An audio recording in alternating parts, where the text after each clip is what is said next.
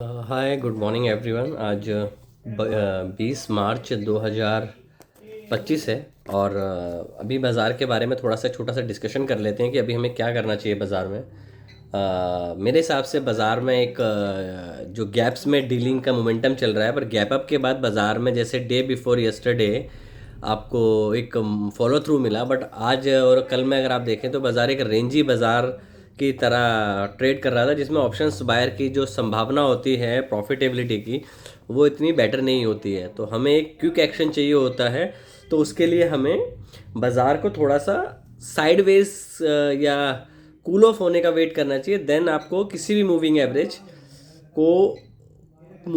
के पास आपको चीज़ को इवेल्यूएट करके ट्रेड लेना चाहिए। अब हम समझते हैं इसमें एक चीज़, बड़ा इंपॉर्टेंट पॉइंट है ये, मेरे हिसाब से आपको पता होना चाहिए कि आपको स्ट्रेंथ कैसे एनालाइज करनी है बाज़ार की। क्या यहाँ से बाज़ार ऊपर जाएगा या ये फिर फेल हो जाएगा।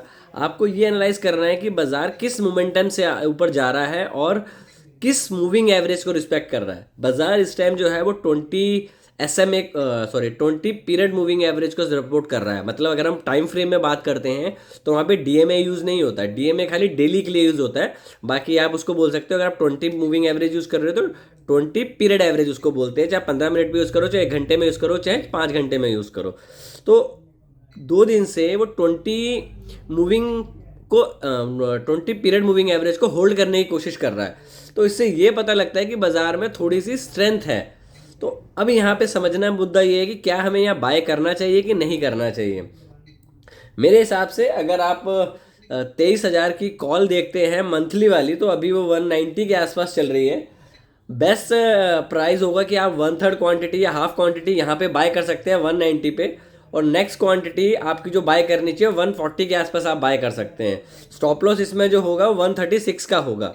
बट अगर आप ट्रेड बिल्कुल ही एक चीते की तरह ट्रेड करते हैं, मतलब कि शांत बैठना ज़्यादा प्रेफर करते हैं, जब आपको अपॉर्चुनिटी है तब ट्रेड करें, तो आपको थोड़ा वेट करना चाहिए बाज़ार को कि स्विंग हाई निकालना शुरू करें बाज़ार का। जो मैंने परसों भी आपको बताया कि एक बॉक्स पैटर्न आपको देखना चाहिए। बॉक्स का मतलब ये होता है कि बाज़ार ऊपर गया, उसने 5-6 बारें बनाई, एक बॉक्स बना और उस बॉक्स का ब्रेकआउट हुआ या ब्रेक डाउन हुआ, डिपेंड ऑन बाज़ार किस ट्रेंड में चल रहा है।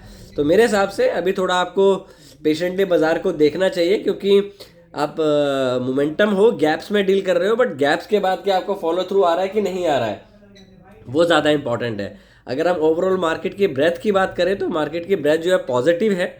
तो आपको अगर मूविंग एवरेज के पास ट्रेड मिले तो आपको ट्रेड लेना चाहिए, और वहाँ पे आपका जो स्टॉप लॉस होता है वो छोटा बनता है। मतलब 20 से 25 पॉइंट का स्टॉप लॉस होता है और मिलने को आपको 40 से 50 पॉइंट ऑप्शंस में मिल सकते हैं। तो फिलहाल के लिए इतना ही। अगर आप कोई भी ट्रेड करें तो अपने एक बार वित्तीय सलाहकार से हमेशा परामर्श करें, क्योंकि इस तरीके के बाज़ार में जब वॉलेटिलिटी ज़्यादा है तो आप वॉलेटिलिटी को एज ए फ्रेंड यूज़ कर सकते हो, बट आपकी लोकेशन जो है और जो ट्रिगर पॉइंट है वो बेटर होना चाहिए। अब ज़रूरी नहीं है कि आपकी लोकेशन ठीक है तब भी आपका ट्रेड वर्क करेगा। अगर नहीं करता है तो अपनी गलती माने और मूव ऑन करें वहाँ से। So that is the market, कि अगर बाज़ार मोमेंटम नहीं दे रहा है तो बाहर रहने में कोई बुराई नहीं है। तो मेरे हिसाब से फ़िलहाल के लिए इतना ही। आज आप देखें आईटी सेक्टर में एक अच्छा मोमेंटम आपको देखने को मिल रहा है। अगर हम ओवरऑल सेक्टर्स की बात करें, 1 मिनट दीजिएगा, सेक्टर्स की बात करें तो आपका मेटल कल काफ़ी अच्छा था, तो उसमें थोड़ा सा कूल ऑफ है। बाकी आपके इंडिया विक्स को छोड़ के आपके सारे सेक्टर पॉजिटिव हैं। तो बाज़ार नीचे जाएगा तो क्यों जाएगा, ये आपको सवाल अपने आप से पूछना चाहिए कि बाज़ार अगर ऊपर की जर्नी स्टार्ट कर रहा है, क्योंकि अगर आपको इस रैली में डाउट है या बाज़ार ऊपर जा रहा है नहीं जा रहा है, अगर आपको डाउट है तो बाज़ार और ऊपर आपको जाके दिखाएगा, फिर आप टॉप पे उसको कैच करोगे। तो अगर बाज़ार गैप अप करता है रेंज और वैल्यू के ऊपर तो वेट करें, रेंज के पास वैल्यू को प्राइस को आने दें, फिर वहाँ पे ट्रेड करने की कोशिश करें। तो फिलहाल के लिए इतना ही। Take care and trade well.